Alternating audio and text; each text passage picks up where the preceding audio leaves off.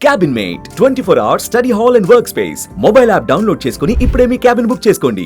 Hi hello welcome to Suman TV. నేను మీ Roshan. So మనకు తెలిసిందే, నిన్న నైట్ కూడా చాలా చోట్ల వాళ్ళ డ్రోన్స్ అండ్ కాల్పులు జరగటం, పాకిస్తాన్ ఎదురు దాడికి పాల్పడుతుందని చెప్పేసి తెలిసిన విషయమే. కాబట్టి ఫిరోజ్పూర్లో నిన్న నైట్ దాదాపు 10 డ్రోన్స్ దాకా వదిలారు, కాల్పులు జరుపుతున్నారు. ఆ కాల్పుల్లో చాలామంది భారతీయులు వాళ్ళ కుటుంబాలతో అక్కడ ఉన్నారు.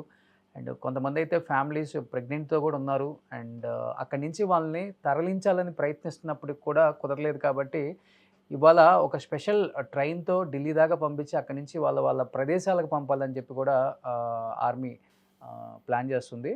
బట్ దానిలో భాగంగానే ఇప్పుడు నిన్న నైట్ నాకు వేరే త్రూ నాకు ఒక నెంబర్ వచ్చింది అక్కడున్న ఫ్యామిలీస్‌కి సంబంధించి.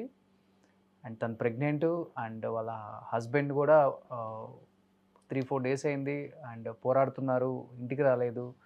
మిగతా వాళ్ళు కూడా తెలుగు వాళ్ళందరూ కూడా అక్కడే ఉన్నారు. కాబట్టి దానిలో సుకన్య అని ఒక తెలుగు అమ్మాయి, కడప అమ్మాయి ప్రజెంట్ మనతో మాట్లాడటానికి అక్కడ జరిగిన సిచ్యువేషన్ ఏంటి, ఎలా ఉంది అసలుకి పరిస్థితుల్లో ఒకసారి ఆమెతో మాట్లాడి తెలుసుకుందాం. హలో సుకన్య, ఎలా ఉన్నారు? అంతా సేఫ్గా ఉందా ఫిరోజ్పూర్లో? నిన్న అసలు ఏమైంది? బాంబ్ అటాక్స్ నైట్ 8:30కి అనుకుంటా అటాక్ స్టార్ట్ అయిపోయింది. 10 వరకు కంటిన్యూగా ఇటు సైడ్ మన ఆర్మీ వాళ్ళు ప్లస్ అటు సైడ్ వాళ్ళు డ్రోన్స్ వాళ్ళు వేయడము, దాన్ని మన వాళ్ళు అటాక్ చేయడము. జెంట్స్ వాళ్ళు బార్డర్ ఏరియాలో డ్యూటీ చేయడానికి వెళ్ళిపోయారు అనమాట. ఓకే. ఏదైనా ప్రాణ నష్టం జరిగిందా? ఎవరైనా మీకు తెలిసిన కొలీగ్స్ ఎవరైనా కానీ? ముందే ప్రోటోకాల్స్ వచ్చాయి, ఎలా ఉండాలి సేఫ్ గా అని చెప్పేసి మేము అవన్నీ ఫాలో అవుతూ జాగ్రత్తగా ఉన్నాము. అమ్మా, మీది వీడియో బ్రేక్ అవుతుంది, అక్కడ సిగ్నల్స్ సరిగా లేవనుకుంటా. కాదమ్మా, ఇప్పుడు ఫిరోజ్పూర్లో ఎన్ని రోజుల నుంచి జరుగుతున్నాయి మీకు ఈ కాల్పులు కావచ్చు, మిసైల్స్ వాళ్ళు పాక్ వాళ్ళు వదలటం కావచ్చు, లేకపోతే యుద్ధం చేయటానికి ఫిరోజ్పూర్లోకి కూడా ఎంటర్ అయ్యారా, లేకపోతే ఓన్లీ మిసైల్స్ వదలటం లేకపోతే కాల్పులు జరగటం మాత్రమే జరుగుతుందా? మొన్న ఫస్ట్ అటాక్ జమ్మూ సైడ్ జరిగింది, తర్వాత రాజస్థాన్ మీద జరిగింది. బట్ నిన్న నైట్ మాత్రం ఎగ్జాక్ట్ గా మేము ఉన్న చోట ఫిరోజ్పూర్ ఏదైతే బార్డర్ ఏరియాలో ఉందో పంజాబ్ సైడ్, ఇప్పుడు మిడిల్ పార్ట్ మొత్తం అటాక్ చేయడం స్టార్ట్ చేశారనమాట వాళ్ళు. ఓకే. కానీ లక్కీగా మా సోల్జర్స్ అక్కడ యాక్టివ్గా ఉండడం వల్ల మాకు ఎలాంటి ప్రమాదం అయితే జరగలేదు. వాళ్ళు అక్కడ డ్యూటీ చేస్తున్నారు కాబట్టి ఇక్కడ మేము జాగ్రత్తగా ఉండగలిగాము. ఓకే. ఆల్రెడీ విన్నాం మనం, మన తెలుగు జవాన్ కూడా ఒక అతను కాల్పుల్లో చనిపోయారు. అలాంటిది ఏమైనా మనం వినాల్సి వస్తుంది, ఏమైనా భయంగా ఉంది? మన వాళ్ళు అక్కడ ఏదైనా ప్రాణ నష్టం జరిగిందా? తెలుగు వాళ్ళకి కావచ్చు, ఫ్యామిలీస్కి కావచ్చు, లేకపోతే ఆర్మీ జవాన్స్కి కావచ్చు? అంత అయితే ఏం లేదు సార్. యాక్చువల్ గా అయితే మా హస్బెండ్స్ ఎవరు ఇక్కడ మా దగ్గర లేరు. బట్ మా ఫ్యామిలీ సేఫ్టీ కోసము కొంతమంది ఆర్మీ పర్సన్స్ ఉన్నారు. ఇప్పుడు వాళ్ళ ద్వారానే మేము సేఫ్ గా ట్రైన్ ఎక్కాము. ఢిల్లీ వరకు మా ట్రైన్ ఉంది. అక్కడ నుంచి మేము ఎవరి ఫ్యామిలీ వాళ్ళు అక్కడ నుంచి డిస్పాచ్ అయిపోతాము. ఎవరిని ఇక్కడ పిలుచుకోలేని పరిస్థితిలో ఉన్నామన్నమాట. మమ్మల్ని తీసుకెళ్ళడానికి ఒకవేళ వస్తే వాళ్ళు కూడా డేంజర్ సిచ్యువేషన్ లోని ఉండాల్సి వస్తుంది అని చెప్పేసి మిగతా మా హస్బెండ్స్ అందరూ బార్డర్ ఏరియాలోకి వెళ్ళి అక్కడ డ్యూటీ చేస్తున్నారు. వాళ్ళు అక్కడ ఉన్నారు కాబట్టి మేము ఇక్కడ సేఫ్ గా ఉండగలిగాం. ఓకే. ఇప్పుడు మీ వారు కూడా డ్యూటీలోనే ఉన్నారమ్మా? మీ వారు కూడా డ్యూటీలోనే ఉన్నారు అక్కడ ఇప్పుడు? డ్యూటీలోనే ఉన్నారు సార్. ఓకే. ధైర్యం చెప్పి పంపించారా మీకు? మేము ధైర్యంగా ఉన్నాము, ఇబ్బంది లేదు, ఫైట్ చేస్తాము, భారత్ కోసం నిలబడతాము, మీరేం ఇబ్బంది పడొద్దు, బాధపడొద్దు మా గురించి అని ధైర్యంగా చెప్పి పంపించారా? ధైర్యం చెప్పడమే కాదు, నేను యాక్చువల్లీ ప్రెగ్నెంట్, 8 months ప్రెగ్నెంట్. నాకు అనిపిస్తుంది నేను కూడా మీతో పాటు వస్తాను, ఎంతో కొంత స్టాండ్ అయ్యి మీకు హెల్ప్ చేస్తాను, ఏదో మాకు వచ్చినంత వరకు. నాకు చాలా ఇదిగా ఉంది వదిలిపెట్టి వెళ్ళాలంటే. అసలు మా పరిస్థితి ఎలా ఉందంటే ప్రతి ఒక్క వైఫ్ ఏడుస్తున్నారు సార్. 1 week అయిపోయింది. సివిలియన్స్ కి ఈ పెయిన్ తెలియదు అనమాట. ఎవరైతే బార్డర్ ఏరియాలో డ్యూటీ చేస్తున్నారో వాళ్ళ పేరెంట్స్ కి, వాళ్ళ వైఫ్ కి, వాళ్ళ పిల్లలకి తెలుసు అంటే క్రిటికల్ సిచ్యువేషన్ లో ఉన్నామనేది. ఏ క్షణంలో ఏం జరుగుతుందో తెలియదు, వాళ్ళు ఏ టైంలో అటాక్ చేస్తున్నారో కూడా తెలియదు. ఓకే. కాదమ్మా, అందరూ ఆల్మోస్ట్ మీరు చెప్పారు ఒక మాట, మేమందరం ఆడవాళ్ళం అయినప్పుడు కూడా వాళ్ళ భార్యలుగా మేము కూడా ఉండి పోరాడతామని మీరు ఒక మాట అన్నారు చూసారా? అది కూడా మీరు 8 మంత్స్ ప్రెగ్నెంట్ అని చెప్పారు. నిజంగా హ్యాట్సప్ అమ్మ మీకు అసలకి. అంటే మీరు అక్కడ ఉన్న సిట్యుయేషన్స్ చూసారు కాబట్టి మీకు తెలుసు. అటాక్ జరుగుతున్న సిచ్యువేషన్ చూస్తుంటే అసలు మాకు మాకు మా పిల్లలు ఉన్నారు కాబట్టి మేము ఇంటికి వెళ్ళాలనుకుంటున్నాము సేఫ్ గా. మా హస్బెండ్స్ కూడా మేము సేఫ్ గా ఇంటికి వెళ్ళిపోతే వాళ్ళు అక్కడ పీస్ఫుల్ గా వర్క్ చేసుకోగలుగుతారు. ఫ్యామిలీ మీద భయం లేకుండా ఉంటదని చెప్పేసి మమ్మల్ని అందరినీ డిస్పాచ్ చేసేసారనమాట. ఓకే. అసలు మేము సెండ్ ఆఫ్ చెప్పడానికి కూడా వాళ్ళ పక్కన లేదు. అసలు ఇక్కడ నుంచి దాటుకొని వెళ్తుంటే మేము వెళ్తాము సేఫ్ గానే ఉంటాము. వీళ్ళు ఇది ఎన్ని రోజులు పడుతుంది, నెల పడుతుందో, 2 నెలలు పడుతుందో, 3 నెలలు పడుతుందో, ఇంటికి ఎలా వస్తారో కనీసం వెళ్ళిన వాళ్ళు సార్ తింటున్నారా తినట్లేదా మాకు కాల్స్ కూడా లేవు అసలు వాళ్ళ సైడ్ నుంచి. నేను కాల్ చేస్తే వాళ్ళు ఎత్తారు, వాళ్ళు రిటర్న్ కాల్ చేయడానికి కూడా వాళ్ళకి టైం లేదు అక్కడ. 24/7 వాళ్ళు ఆన్ డ్యూటీలోనే ఉన్నారు. అది ఎండకు ఉంటున్నారు. ఇక్కడైతే 2-3 డేస్ నుంచి పిడుగులు పడుతున్నాయి, ఫుల్ రైన్. ఆ టైంలో కూడా వాళ్ళకి నిలబడుకొని వాళ్ళ గన్నులు పట్టుకొని డ్యూటీ చేస్తున్నారు. మాకైతే అసలు 1 వీక్ అయింది. పిల్లల కోసం మేము స్ట్రాంగ్ గా ఉంటున్నాం. మేము వీక్ అయితే పిల్లలు ఏమైపోతారా అని చెప్పేసి వాళ్ళని తలుచుకుంటేనే అసలు చాలా బాధగా ఉంటుంది. ఓకే. ఎన్ని రోజులైందమ్మా మీ వారిని చూసి మీరు? 5 డేస్ అవుతుంది సార్. 5 డేస్ అయింది. సో 5 డేస్ నుంచి ఫోన్ లేదు, కాంటాక్ట్లో ఎవరు లేరు. ఒకవేళ ఫోన్ చేసినా లిఫ్ట్ చేయట్లేదు. అంతా కూడా వాళ్ళు 24/7 వాళ్ళు చేస్తే జస్ట్ ఒక 2 మాటలు మాట్లాడుతున్నారు. నేను బాగానే ఉన్నాను, మీరు టెన్షన్ తీసుకోవద్దు. ఓకే. వాళ్ళ టెన్షన్ కూడా అక్కడ మమ్మల్ని ఇక్కడ నుంచి ఎలాగైనా పంపివ్వాలి. ఎందుకంటే వాళ్ళు ఇప్పుడు మా దగ్గర లేరు. వాళ్ళు ఎక్కడ ఉన్నారో మాకు చెప్పారు. అది సీక్రెట్ గా ఉంటది కాబట్టి వాళ్ళు ఎక్కడున్నారు, ఏ ఏరియాలో వర్క్ చేస్తున్నారు అనేది కూడా మాకు ఎటువంటి మెసేజ్ పాస్ చేయరు అనమాట. ఓకే. బహుశా మీకంటే అలవాటు అయి ఉండొచ్చు. పిల్లలు కొంచెం అంటే కాల్పులు జరుగుతున్నాయి అండ్ మిసైల్స్ కూడా వదులుతున్నారు, ఎదురు దాడి జరుగుతుందని చెప్పారు కాబట్టి పిల్లలు కొంచెం బాగా భయానికి గురై ఉంటారమ్మా నాకు తెలిసి ఆ సౌండ్స్ కి.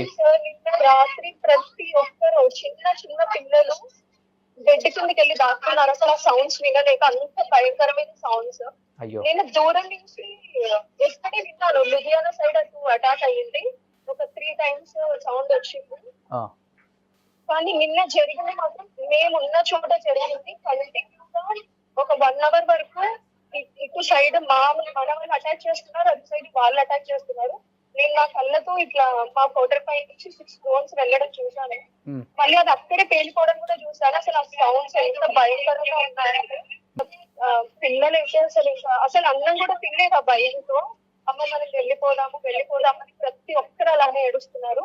హస్బెండ్స్ లేకపోవడం వల్ల మేము ఒకరికొకరు ఒకే కోటర్లో పిలిపించుకొని అందరం ఒకే చోట ఉన్నాం నైట్ అంతా సేఫ్ గా. ఏ క్షణంలో ఏం జరుగుతుందో తెలియదు. అంటే మిమ్మల్ని బంకర్స్ కి తరలించారా ఈ 3-4 డేస్, లేకపోతే మీరున్న మీకు ఇచ్చిన క్వార్టర్స్ లోనే ఉండాల్సి వచ్చింది? అసలుకి మేము క్వార్టర్స్ లోనే ఉన్నాము. మాకు అన్ని విధాలుగా మా ఫెసిలిటీస్ మాకు ఉన్నాయి. కొంతమంది ఇక్కడ ఉన్నారు మాకు సెక్యూర్ గా. బయట వాళ్ళని ఎవరిని అలో చేయట్లేదు, మమ్మల్ని బయటకి వెళ్ళనివ్వట్లేదు అనమాట. మాకు కావాల్సిన కొన్ని ఏదైతే తినడానికి పాలు అలాంటివి ఉంటే అవన్నీ వాళ్ళే మాకు జాగ్రత్తగా చూసుకున్నారు. లోపల ఉన్నంత వరకు మాకు ప్రాబ్లం అనిపించలేదు. బట్ జరిగింది కూడా అటాక్ లోపలే. ఇప్పుడు వాళ్ళ టార్గెట్ అంతా సివిలియన్స్ మీదనే ఉంది మాకు తెలిసి. అక్కడ బార్డర్ లో వర్క్ చేస్తున్న హౌస్ సోల్జర్స్ మీద వాళ్ళ టార్గెట్ లేదు. వాళ్ళ టార్గెట్ అంతా సివిలియన్స్ మీద ఉంది కాబట్టి మమ్మల్ని వెంటనే ఇక్కడ ఉండడం సేఫ్ కాదు అని చెప్పేసి మమ్మల్ని డిస్పాచ్ చేసేసారు. యాక్చువల్గా మేము ఎప్పుడో వెళ్లాల్సిన వాళ్ళము. మా ప్రతి ఒక్క ట్రైన్స్ ఫ్లైట్స్ క్యాన్సిల్ అవుతూ వస్తుండే. దానివల్ల మేము ముందే బయలుదేరలేకపోయాం అనమాట. ఓకే. ఎంతమంది ఉన్నారు మన తెలుగు వాళ్ళు, అంటే ఫ్యామిలీస్?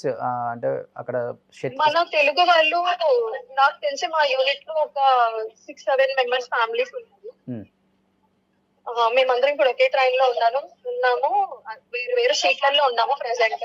ఓకే. అందరం బయలుదేరుతున్నాము. సో ఎప్పుడైతే కాల్పులు ఆపేశారో అప్పుడు స్టార్ట్ అయ్యారు మీరు లోపల నుంచి బయటికి రావటం? కాల్పులు 10:30కి వర్షం పడింది. దాని తర్వాత కొంచెం సైలెంట్ అయిపోయింది. దాని తర్వాత అయితే జరగలేదు. మళ్ళీ 5:30కి ఇటు సైడ్ శ్రీనగర్ సైడ్ జెట్లు టు పాకిస్తాన్ వాళ్ళు వచ్చారు, 2 వచ్చారు. మరి సోల్జర్స్ వాళ్ళు టెర్రరిస్ట్ తెలియదు. ఆ న్యూస్ విన్నాను అనమాట. సో కాల్పులు అయితే వాళ్ళు జరపడం అయితే నైట్ స్టార్ట్ చేస్తే మార్నింగ్ దాకా ఏదో ఒక విధంగా కాల్పులు అయితే చేస్తూనే ఉన్నారు. పాకిస్తాన్ వాళ్ళు ఏమాత్రం వాళ్ళ టార్గెట్ నైటే సార్. ఆ. వాళ్ళ టార్గెట్ నైటే. సో ఇక్కడ మా యూనిట్ మా ఫ్యామిలీ మెంబర్స్ ఒక 60-70 మెంబర్స్ ఉంటారు. అందరికి మేము స్టేటస్ పెట్టి అప్డేట్ పెడుతున్నాం అనమాట. పొరపాటున కూడా ఏ లైట్స్ ఆన్ చేయొద్దండి. బయట బాల్కనీ లైట్స్, ఇంటి లైట్స్, మొబైల్ టార్చ్ లైట్స్ ఏవి ఓకే. అది సేఫ్ కాదని చెప్పేసి కొంచెం మా ప్రోటోకాల్స్ మాకు ఉన్నాయి. మేము అవన్నీ ఫాలో చేసుకుంటూ కేర్ఫుల్ గా ఉన్నాము. లైట్స్ ఎక్కడైతే ఉన్నాయో డ్రోన్స్ ఎగ్జాక్ట్ గా వచ్చి అక్కడే పడుతున్నాయి. ఓ నిన్న జరిగిన ఇన్సిడెంట్ లో నాకు అర్థమైంది ఇదే. అందుకే అనిపిస్తుంది మాకు ఇదంతా ఒక 10 days ముందు ప్రాక్టీస్ చేయించారు అనమాట. సైరన్ సౌండ్ రాగానే పిల్లలందరూ లోపలికి వెళ్ళిపోయి బయట ఎవరు ఉండకూడదు, లైట్స్ ఏది ఆన్ లో ఉండకూడదు. చాలా కష్టం నిజంగా. లైట్లు ఇంట్లో ఏమి క్యాండిల్ కూడా వెలిగించకూడదు అనేది కూడా చాలా కష్టం పిల్లలతో అసలుకి. పాపం నిజంగా అంతా క్లోజ్ చేసేసుకున్నాక ఒక దీపం పెట్టుకోవడమా, చిన్న టార్చ్ పెట్టుకోవడమా, అది కూడా బయటకి షాడో వెళ్ళకుండా అలా మెయింటైన్ చేసుకున్నాం అనమాట. ఓకే. ఫుడ్ వరకు డే టైమ్ లోనే ప్రిపేర్ చేసుకొని నైట్ వరకు అదే అడ్జస్ట్ అయ్యేలా సెట్ చేసుకునే వాళ్ళము. ఓకే. నిజంగా ఆర్మీ ఫ్యామిలీస్ అందరికీ సెల్యూట్ అమ్మా. ఎంతో కష్టపడుతున్నారు. అటు పక్కన మీ మీ అందరి హస్బెండ్స్ కావచ్చు, ఒకవైపు మీరు ఫ్యామిలీస్ అక్కడ ఉండి పిల్లలతో అండ్ ఇన్ని కష్టాలు పడుతున్నారు అనేది ఎవరికి తెలియదు. ఒక్కసారిగా నేను మీ మెసేజ్ చూడగానే నాకు చాలా బాధ అనిపించింది. నైట్ కాల్పులు స్టార్ట్ అయినాయి, చాలా టూ మచ్గా సౌండ్స్ వస్తున్నాయి. పిల్లల చాలా అసలు ఆ టైంలో ఎవ్వరు లేరు సార్. అసలు అక్కడ అటాక్ జరుగుతుందన్న విషయం కూడా ఎవ్వరికి తెలియదు. అసలు అది సడన్ గా మేము ఆ సాంగ్స్ వినంగానే మేము అసలు ఎంత అట్లా బాడీ అంతా షివర్ అయిపోయింది మాకు. చూసాం మేము అంతా కళ్ళతో అసలు ఆ ఇన్సిడెంట్. సో వాళ్ళ టార్గెట్ అంతా కూడా సివిలియన్స్. మీరు చెప్పినట్లుగా మీరు అక్కడ ఉన్నారు కాబట్టి మీకు అక్కడ పరిస్థితులు అర్థం చేస్తున్నారు కాబట్టి. సివిలియన్స్ మీదనే ఉంది సార్. ఓకే. మీది ఎక్కడమ్మా? మీది ఆంధ్రానా తెలంగాణ? మాది ఆంధ్ర సార్. ఆంధ్ర ఎక్కడ మీది? Kadapa district. Kadapa district. Okay. So మీరు జాగ్రత్తగా సేఫ్గా ఉండండి. 8 months ప్రెగ్నెంట్ అని చెప్పారు. ఒక బాబు ఉన్నారు కదా మీకు కూడా? సో 8 months ప్రెగ్నెంట్ అని చెప్పారు. చాలా ధైర్యంగా ఉండండి. ఈ టైంలో చాలా ధైర్యంగా ఉండాలి. అండ్ ఏ బ్యాడ్ న్యూస్ మనం వినకూడదనే కోరుకుంటున్నాము. అందరూ కూడా చాలా గట్టిగా పోరాడుతున్నారు భారత్ కోసం. దానిలో మీరు కూడా భాగం అని చెప్పుకోవచ్చు చెప్పాలంటే. చాలా హ్యాపీగా ఉండండి అమ్మా. ఇప్పుడు మనం అందరం ప్రే చేయాల్సింది ఇది. మన వాళ్ళకు ఏ ప్రమాదం జరగకూడదు. అందరూ సేఫ్ గా ఉండాలి. అందరూ అదే కోరుకుందాం. ఇరువైపులా చాలా నష్టం జరుగుతుంది. పీస్ఫుల్ గా ఇదంతా సాల్వ్ అయిపోవాలి. 3-4 months టైం పట్టినా పర్లేదు, కానీ అందరూ మా వాళ్ళందరూ మాకు సేఫ్ గా రిటర్న్ రావాలనేది మేము దేవుని ప్రార్థిస్తున్నాము. సుకన్య, యాజ్ ఎ బ్రదర్గా చెప్తున్నాను, చాలా ధైర్యంగా ఉండమ్మా. ఈ టైంలో చాలా ధైర్యంగా ఉండాలి నువ్వు. నెక్స్ట్ మంత్ డెలివరీ ఉండొచ్చు మీకు. మీ పేరెంట్స్ చాలా హ్యాపీగా ఫీల్ అవుతుంటారు. ఎందుకంటే మీరు బ్యాక్ వస్తున్నారు. ఈ టైంలో చాలా ఇంపార్టెంట్ తల్లిదండ్రుల దగ్గర ఉంటాం మీరు. మిగతా ఫ్యామిలీస్కి కూడా చెప్పమ్మా, ఒకసారి కన్వే చేయి. అందరినీ ధైర్యంగా ఉండమని చెప్పండి. మన వాళ్ళకి ఏమి కాదు, అందరూ ఎదిరించి పోరాడి నిలిచి భారత్ జెండాని ఎగరేస్తారు. అంత టాలెంట్ ఉంది. సో అదే జరగాలని మనస్ఫూర్తిగా కోరుకుందాం. జై హింద్, జై భారత్ అమ్మ. Thank you so much Sukanya. జై హింద్.